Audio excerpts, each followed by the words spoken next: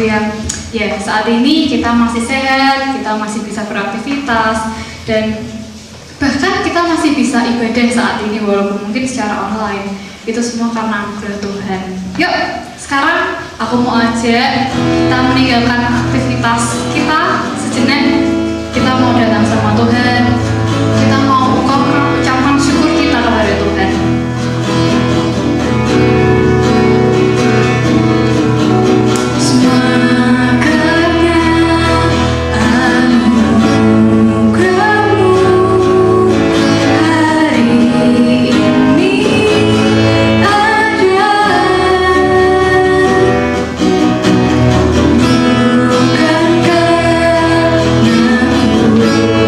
Buatku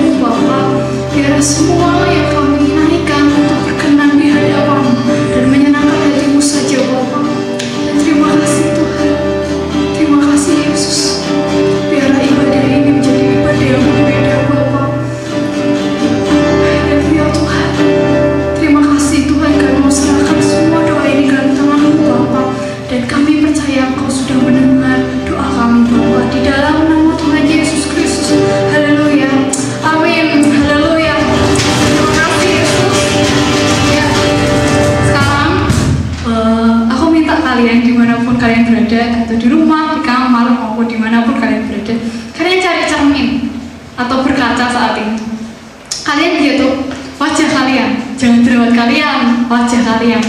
Kalian tersenyum, kalian cemberut, kalian lesu karena banyak pergumulan, atau kalian semangat karena ketemu Tuhan, karena ingin memuji Tuhan.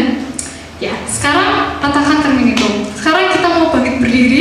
Aku mau ajak kalian bangkit berdiri manapun kalian berada, biar kita semangat, karena Tuhan sudah memberi kita anugerah yang begitu besar, dan Dialah satu-satunya sumber anugerah itu. Haleluya. Oh Yesus, terima kasih Tuhan.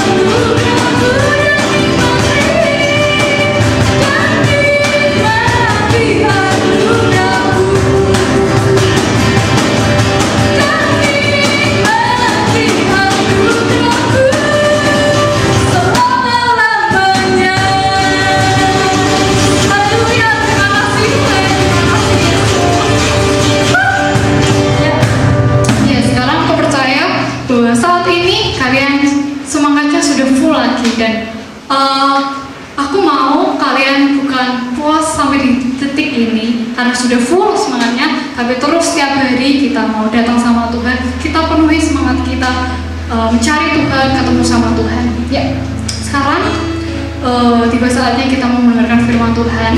Sekarang persilakan kalian buat duduk kembali, cari tempat yang paling nyaman di mana kita bisa menyembah Tuhan dengan luas, dengan terbuka. Haleluya Tuhan. Terima kasih Yesus buat kemurahan Tuhan. Kau hiasi kehidupanku dengan kemurahan-Mu.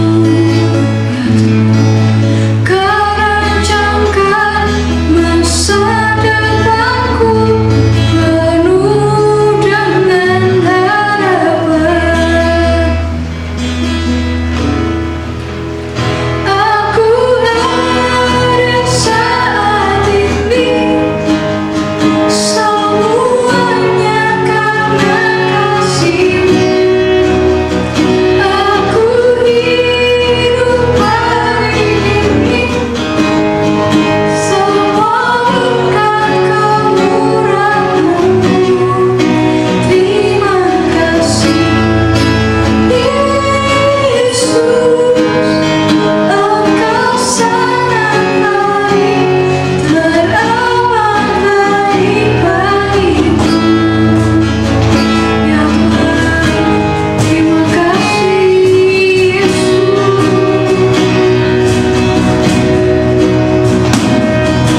Kau hiasi kehidupanku dengan kemurahan-Mu, Yesus Tuhan. Kau rancangkan masa depanku penuh dengan harapan. Kau hiasi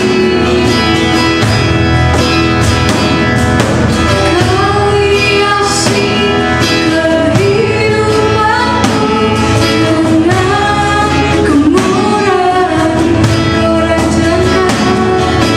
Kau rancangkan masa depanku penuh dengan harapan. Aku ada saat ini, semuanya karena kasih-Mu. Aku hidup hari ini, semua berkat kemurahan-Mu. Terima kasih Yesus, Engkau sangat baik, teramat baik. Aku ada saat ini, semuanya karena kasih-Mu. Aku hidup hari ini, semua berkat kemurahan-Mu. Terima kasih Yesus,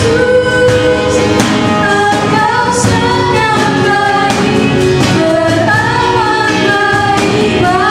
sangat baik, teramat baik bagiku. Yesus, Engkau sangat baik, teramat baik bagiku. Terima kasih Tuhan, terima kasih Yesus, dan kami serahkan doa dalam tangan-Mu di dalam nama Tuhan Yesus Kristus. Haleluya. Amin. Shalom teman-teman Youth dimanapun kalian berada. Kembali lagi di ibadah online streaming Youth. Nah, sebelum kita mendengarkan firman Tuhan, mari kita berdoa terlebih dahulu.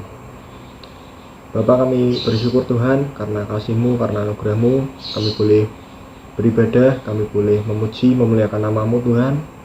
Dan sebentar kami akan mendengarkan firman-Mu. Kau yang berkati setiap kami menerima benih firman-Mu Tuhan, dan kami dapat menjadi pelaku firman-Mu Tuhan, dan menjadi rema dalam hidup kami, dan kami boleh jadi berkat Tuhan bagi orang-orang yang ada di sekitar kami. Dalam nama Yesus kami serahkan Tuhan pemberitaan firman dalam tangan-Mu. Kau yang kuasai, Kau yang sertai kami, serahkan semua dalam tangan-Mu. Haleluya, amin. Nah, sore ini kita akan membahas tema yang berjudul pengharapan. Jadi kita landasi dulu ayatnya di Ibrani 10 ayat yang kedua-tiga. Ibrani 10 ayat yang kedua-tiga, yaitu marilah kita teguh berpegang pada pengakuan tentang pengharapan kita, sebab Ia yang menjanjikannya setia. Ya, itu teman-teman. Jadi itu ayat yang mendasari tema kita pada sore ini, pengharapan. Nah, aku mau awali dulu dengan latar belakang aku mendapat rema ini, teman-teman. Jadi waktu aku menyiapkan rema ini, aku membaca Alkitab dan menemukan satu ayat yang berada di Timotius 2 Timotius 3 ayat 1 yang berbunyi, ketahuilah bahwa pada hari-hari terakhir akan datang masa yang sukar. Nah, jadi ini menurutku ayat ini pas banget gitu loh, kayak menggambarkan situasi yang terjadi pada sekarang ini. Kita kan juga susah untuk beribadah, jadi susah untuk ketemu lah, susah ekonomi karena ada pandemi pada saat ini. Jadi kita ini bisa dibilang sedang mengalami masa-masa yang sukar ini, teman-teman. Kita juga bisa melihat dunia, situasi dan kondisi dunia ini yang semakin memburuk, yang semakin kejahatan semakin marak, semakin banyaknya bencana alam, kemudian standar moral manusia semakin turun, dan banyak lagi teman-teman yang kita bisa amati kalau kalian mengamati saat-saat ini ya. Jadi itu teman-teman, masa yang sukar. Jadi pentingnya kita punya pengharapan ini, teman-teman, supaya kita tetap berpegang teguh pada Tuhan, tidak mengandalkan diri kita sendiri. Nah, kemudian tetapi Tuhan menjamin pengharapan kita, teman-teman, di masa depan.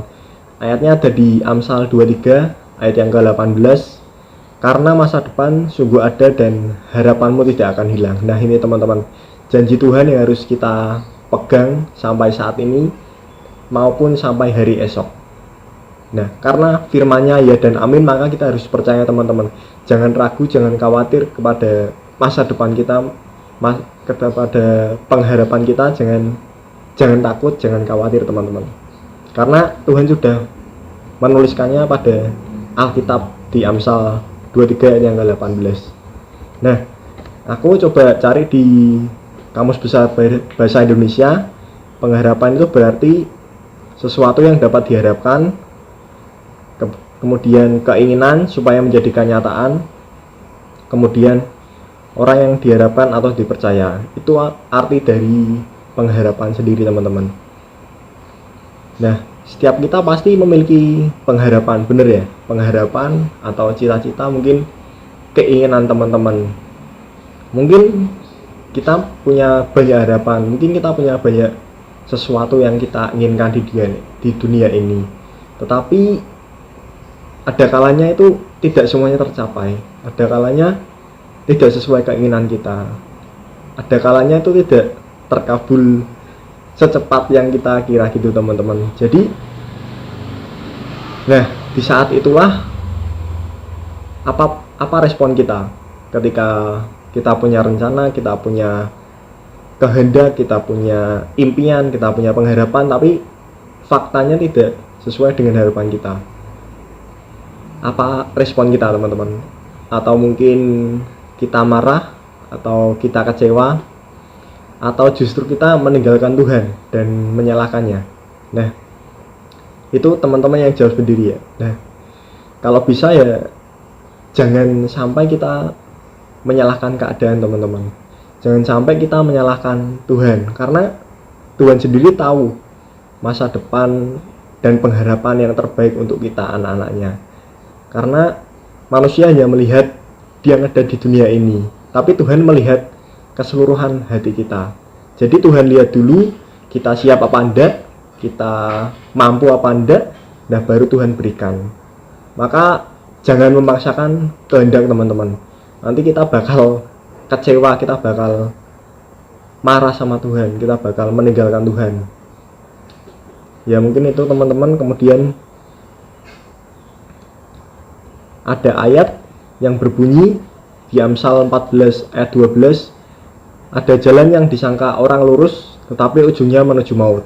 Nah ini tadi, banyak orang mengira jalan yang ditempuh untuk menggapai harapan, untuk menggapai cita-citanya itu sudah benar, tetapi dia lupa ada Tuhan. Dia lupa, dia tidak mengandalkan Tuhan dalam kehidupannya. Mereka cuman berpikir berdasarkan dunia, berdasarkan penglihatan mereka, tidak berdoa dulu. Jadi ini hasilnya kecewa. Ada jalan yang disangka lurus tetapi ujungnya menuju maut. Nah ini yang bahaya teman-teman, kalau kita berjalan sesuai dengan keinginan kita. Di Alkitab juga ditegaskan, terkutuklah orang yang mengandalkan manusia, yang mengandalkan kekuatannya sendiri, dan yang hatinya menjauh daripada Tuhan. Ini tertulis di kitab Yeremia 17 ayat 5. Nah, sekuat apapun kita, sekuat apapun skill kita, sehebat apapun manusia, tetapi kita itu tetap ada batasnya teman-teman. Jika kita menyikapi permasalahan dengan tetap berharap pada Tuhan, maka tidak perlu ragu teman-teman. Semuanya akan berjalan dengan baik-baik dan pasti Tuhan memberikan yang terbaik.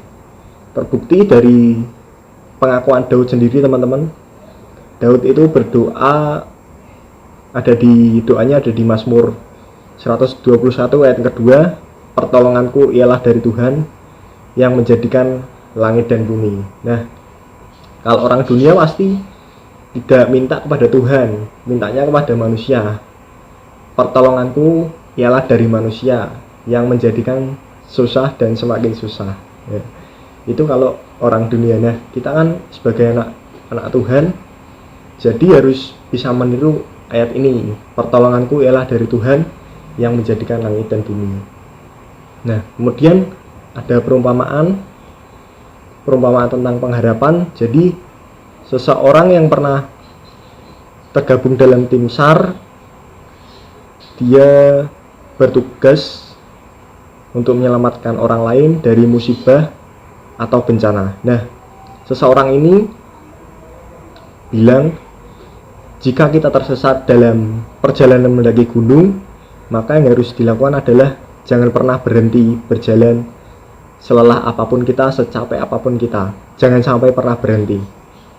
Nah, jangan berhenti sampai kita menemukan pertolongan, sampai kita menemukan rumah penduduk. Artinya gini teman-teman, seseorang yang tersesat tidak boleh berhenti berjalan dengan alasan apapun untuk mendapatkan pertolongan. Nah, jika berhenti karena lelah, biasanya akan tergoda untuk kita berbaring atau kita untuk tidur. Pasti tergoda teman-teman, karena kita sudah pasrah. Dan jika kita berbaring di tanah, maka panas itu akan menyerap tubuh kita dan akan menyebabkan kematian. Cukup sering ditemukan para pendaki gunung yang meninggal dalam keadaan duduk, padahal hanya beberapa ratus meter ke depan ada perkampungan penduduk yang bisa memberikan pertolongan.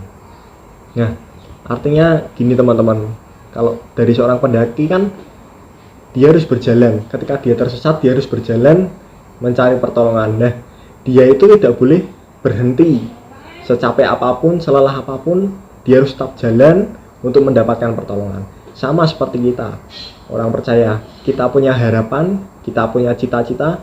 Nah, lakukan bagian kita kejar, kita lakukan tugas kita sesuai yang Tuhan kehendaki tentunya. Jangan sampai kita di tengah jalan kita capek atau mungkin lelah. Jangan sampai berhenti di tengah jalan, karena itu akan sia-sia teman-teman perjuangan kita. Kita harus terus berjalan apapun yang terjadi. Kita tetap percaya, lihat dengan iman, jangan dengan penglihatan duniawi, karena kita punya Tuhan. Dan ketika kita berjalan terus, kita akan menemukan sumber pertolongan itu, ialah yang dari Tuhan. Nah gitu teman-teman. Nah kondisi yang semakin sulit ini menyebabkan banyak orang kehilangan iman dan pengharapannya kepada Tuhan teman-teman. Karena mungkin mereka mengalami masalah, mungkin mereka mengalami goncangan atau pergumulan yang berat. Aku juga nggak tahu, mungkin banyak orang yang mengalami juga.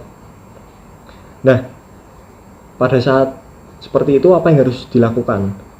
Sama seperti tadi perumpamaan yang di atas, mungkin ketika kita menghadapi permasalahan atau goncangan yang terjadi dalam hidup kita, hadapi teman-teman. Jangan kita malah berlari atau kita malah meninggalkan permasalahan tersebut karena tidak akan menyelesaikan masalah tersebut. Nah, yang harus kita lakukan adalah berjalan terus bersama Tuhan, tetap andalkan Tuhan dalam kehidupan kita, dan kita akan melihat rencana yang terbaik dalam kehidupan kita. Nah, firman Tuhan mengingatkan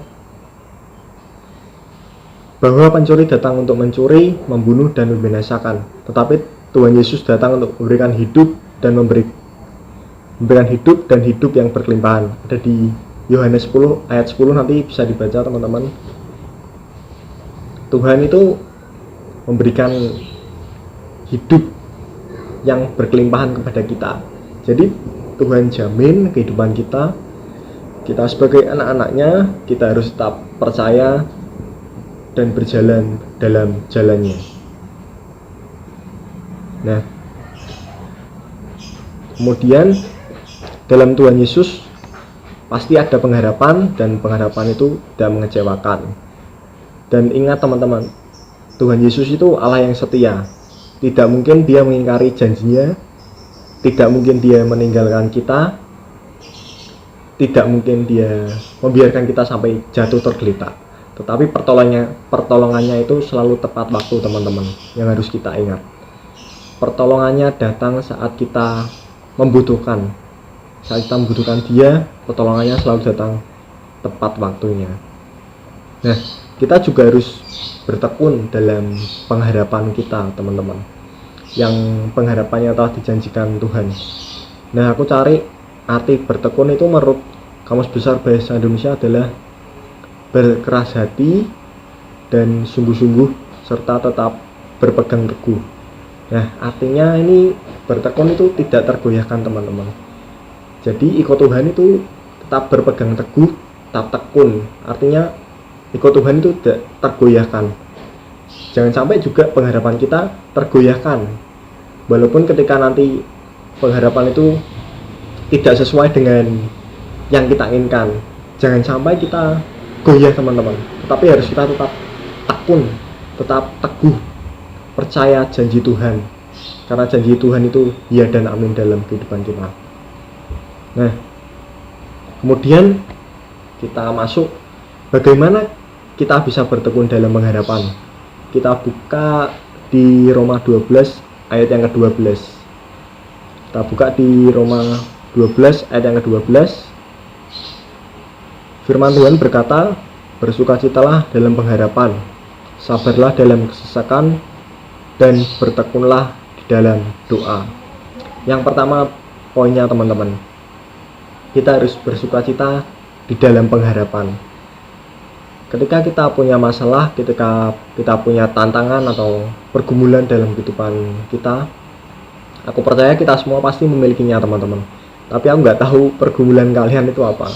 Jadi aku percaya tiap orang punya pergumulan atau masalahnya masing-masing. Nah, tetapi ketika kita menghadapi sebuah masalah ataupun tantangan ataupun cobaan yang dari Tuhan, nah kita harus tetap bersukacita. Kuncinya itu teman-teman, pengharapanlah yang memberikan kekuatan untuk terus berjalan di dalam iman dan ketaatan kepada firman-Nya. Jadi jangan sampai masalah yang ada itu membuat kita capek. Ya capek boleh, tapi jangan sampai kita menyerah. capek wajar teman-teman, tapi jangan sampai kita menyerah dan berhenti tengah jalan. Capek itu lumrah, namanya capek itu lumrah, pasti kita juga masih manusia, jadi capek itu wajar, kita bisa alami. Tetapi jangan sampai kita yang namanya sampai menyerah di tengah jalan. Kita harus lakukan bagian kita hadapi apapun masalah kita, apapun tantangan kita, dan kuncinya adalah bersukacita dalam pengharapan kita teman-teman. Karena ketika kita tidak bersukacita, pasti pikiran kita itu tidak karuan, pikiran kita itu tidak fokus kepada Tuhan kalau kita tidak bersukacita. Nah, sukacita ini membawa damai teman-teman. Jadi walaupun kita menghadapi masalah, walaupun kita menghadapi tantangan, kalau kita sukacita, pasti ada damai sejahtera di dalam hidup kita. Nah, contohnya itu Jemaat Makedonia adalah jemaat yang bersukacita dalam pengharapan, sekalipun kondisinya tidak baik. Jadi sukacita itu tidak hanya hal-hal yang baik teman-teman. Kita harus belajar bersama-sama. Aku pun juga belajar dalam hal bersukacita itu tidak harus hal-hal yang baik, tapi hal-hal yang tidak baik pun kita harus bersukacita. Dalam keadaan apapun kita tetap bersukacita, karena itu akan memberikan dampak yang besar, berikan dampak yang luar biasa untuk mencapai pengharapan kita teman-teman. Nah, yang kedua ada sabar di dalam kesesakan. Tadi Roma 12 ayat 12 mengatakan bersukacitalah dalam pengharapan, itu yang pertama. Kemudian yang kedua, sabarlah dalam kesesakan. Ini yang kedua, poin kedua, sabarlah dalam kesesakan.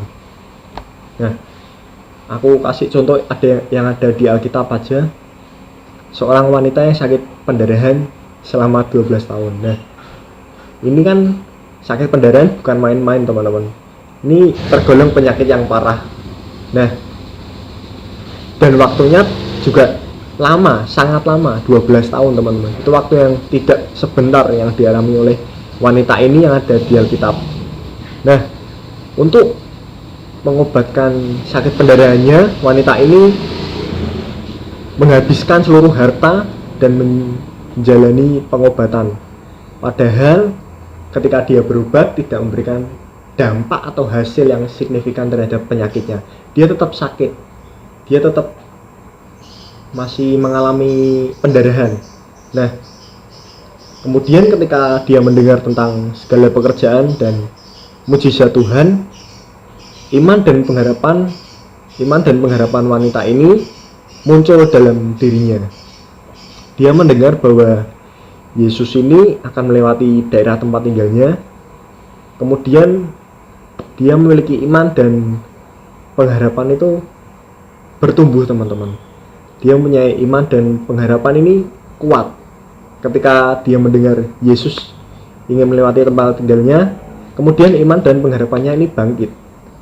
Dan itu menjadi nyata ketika dia menyentuh jubah Yesus.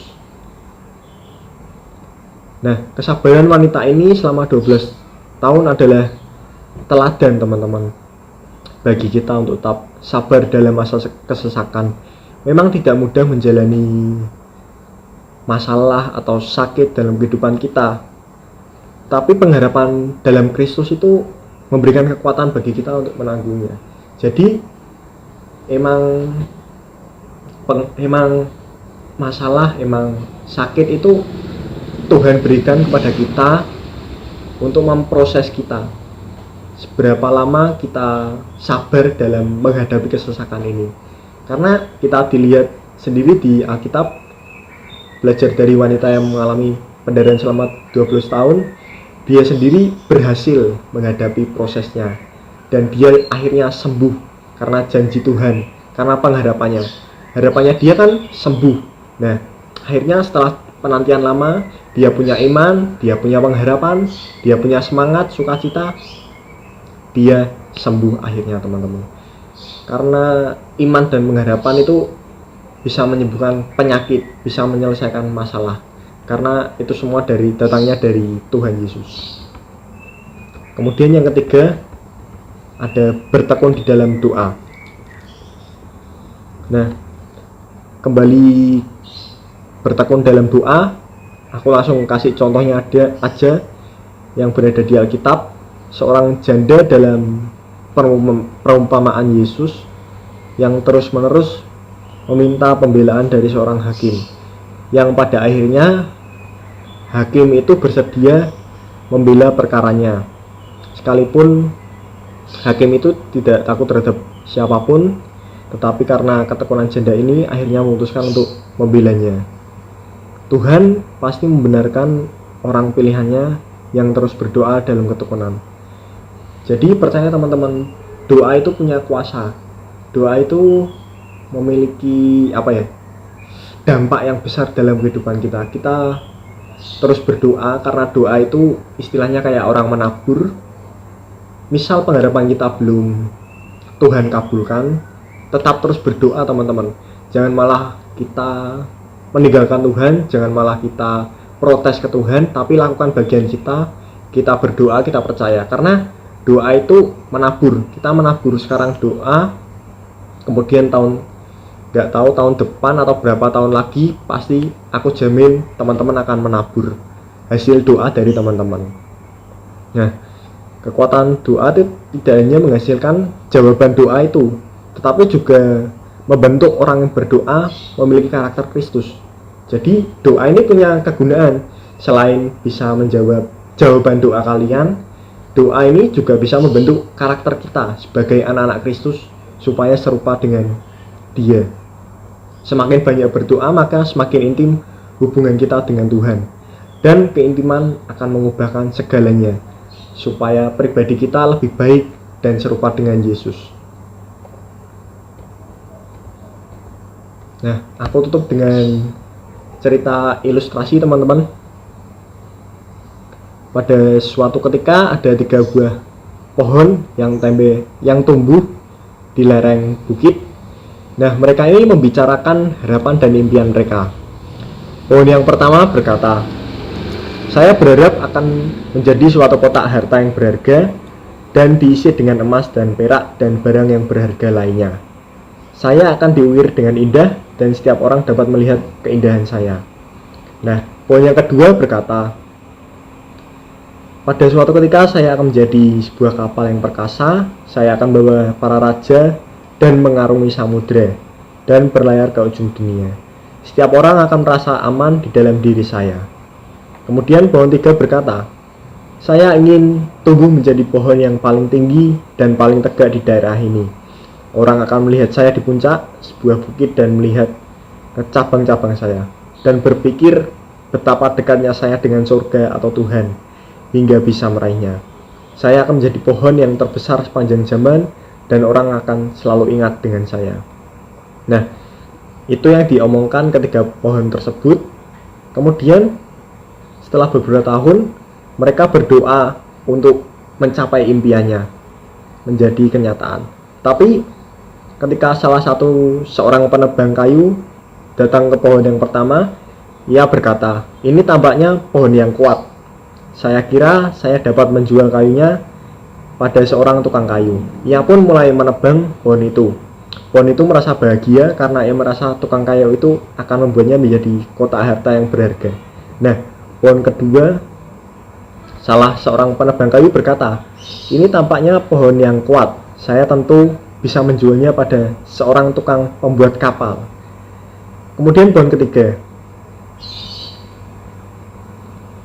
pohon itu merasa cemas karena kalau ia ditebang maka impiannya tidak akan menjadi kenyataan, karena dia memiliki impian menjadi pohon yang paling tinggi dan tegak. Kemudian dia merasa cemas karena kalau ditebang impiannya sirna atau hilang. Salah seorang tukang kayu berkata, "Saya tidak memerlukan hal-hal yang istimewa pada pohon saya, maka saya akan ambil saja pohon ini," ujar penebangnya. Kemudian ketika pohon pertama tiba di tempat tukang kayu membuatnya menjadi kotak makanan untuk hewan. Ia menaruhnya di sebuah kandang dan mengisinya dengan jerami. Pohon itu kecewa, ini sama sekali bukan hal yang diinginkannya di dalam doanya. Intinya tidak tercapai harapannya teman-teman. Kemudian pohon kedua dipotong dan dijadikan sebuah perahu nelayan yang kecil. Impiannya untuk menjadi sebuah kapal yang perkasa membawa para raja haruslah berakhir. Pohon ketiga dipotong menjadi potongan-potongan yang besar dan ditinggalkan dalam kegelapan. Kemudian beberapa tahun pun berlalu, pohon-pohon itu sudah melupakan impian mereka, sudah lupa dengan harapan mereka. Pada suatu hari ada seorang laki-laki dan perempuan masuk ke kandang dan meletakkan seorang bayi di atas jerami dalam kotak makanan yang dibuat dari pohon yang pertama. Orang laki-laki itu hendak membuat sebuah tempat tidur bayi dan palungan itu, maka cocok untuk pohon yang pertama. Pohon itu pun dapat merasakan pentingnya peristiwa itu dan tahu bahwa ia pernah digunakan untuk menaruh sesuatu yang paling mulia sepanjang segala zaman, yaitu kelahiran Yesus Kristus. Pohon yang pertama digunakan sebagai palungan untuk kelahiran Yesus Kristus. Kemudian pohon kedua, ada sekelompok orang menumpang kapal nelayan yang dibuat dari pohon kedua. Salah seorang di antaranya lelah dan tertidur. Ketika mereka sedang berada di tengah danau, mereka diterjang badai yang besar dan kapal itu tidak kuat untuk melindungi orang-orang itu. Orang itu membangunkan orang yang tertidur dan ia berdiri dan berkata, "Tenanglah." Dan badai pun berhenti pada saat itu juga. Pada saat itu jugalah pohon itu tahu bahwa ia telah membawa raja dari segala raja di perahu itu, yaitu Yesus yang sedang meredakan badai di tengah danau. Itu teman-teman, pohon kedua. Pohon kedua itu mengangkut Yesus, membawa Yesus yang sedang meredakan badai. Kemudian yang ketiga, datanglah seorang yang mengambil pohon yang ketiga. Kayu itu dibawa sepanjang jalan oleh seorang dan orang-orang mengolok-olok orang yang membawa kayu itu. Ketika sampai pada tujuan, orang itu dipaku pada pohon itu, ditegakkan dan ia mati di puncak bukit. Ketika minggu tiba, pohon itu menyadari bahwa ia cukup kuat berdiri di atas bukit itu dan berada sangat dekat dengan Tuhan, karena Yesus telah disalibkan pohon itu. Nah, ini kan semuanya pertama tidak sesuai dengan harapannya mereka masing-masing, teman-teman. Tetapi ketika pohon ini melupakan impiannya dan berserah kepada Tuhan, maka pasti ada rencana Tuhan yang terbaik, ada jalan keluar yang terbaik yang Tuhan berikan. Karena dia lebih tahu, teman-teman, dari pikiran kita. Pikiran kita hanya sebatas dunia, tetapi beda dengan pikiran surga, beda dengan pikirannya Tuhan. Tuhan itu punya cara yang luar biasa bagi kehidupan kita. Buktinya pohon pertama bisa berguna sebagai palungan, yang kedua juga berguna buat mengangkut Yesus, yang ketiga berguna sebagai ketika Yesus disalibkan. Nah, kemudian aku tutup dengan ayat Matius 7 ayat 11, ia akan memberikan yang baik kepada mereka yang memintanya. Nah, aku berdoa supaya teman-teman tetap memiliki pengharapan, tetap memiliki impian, keinginan. Kita boleh berkeinginan, kita boleh berkehendak, tetapi tetap kehendak Tuhan Yesus yang jadi. Aku berdoa juga teman-teman percaya dan tetap berdoa, apapun menjadi impian teman-teman, apapun menjadi pengharapan teman-teman, aku percaya Tuhan Yesus akan mengabulkan semuanya kepada kita. Mari kita berdoa untuk menutup renungan ini. Terima kasih Tuhan Yesus, kami sudah menyelesaikan bagian kami sudah mendengarkan firman-Mu Tuhan. Kami berdoa firman ini boleh menguatkan kami menjadi rema Tuhan, dan kami boleh mempraktekannya dalam kehidupan kami, dan kami boleh membagikannya kepada teman-teman kami. Yesus, ajari kami Tuhan untuk memiliki pengharapan yang tetap kuat, tetap teguh di dalam Engkau. Kami percaya, kami berdoa, kami tetap mau mengandalkan Engkau Tuhan, karena Engkau adalah sumber pertolongan kami Tuhan. Kami percaya, kami berdoa buat anak-anak youth Tuhan yang lain. Kami percaya dimanapun mereka berada Tuhan, Kau yang sertai mereka, Kau yang bantu mereka Tuhan untuk menjalankan setiap visi-Mu, setiap kehendak-Mu yang ada dalam hidup mereka, dan mereka boleh menjadi orang-orang yang hebat, orang-orang yang luar biasa di dalam Engkau Tuhan. Kami menyerahkan semuanya dalam tangan-Mu. Kami sudah berdoa dan ucap syukur. Haleluya, amin. Terima kasih teman-teman, God bless you.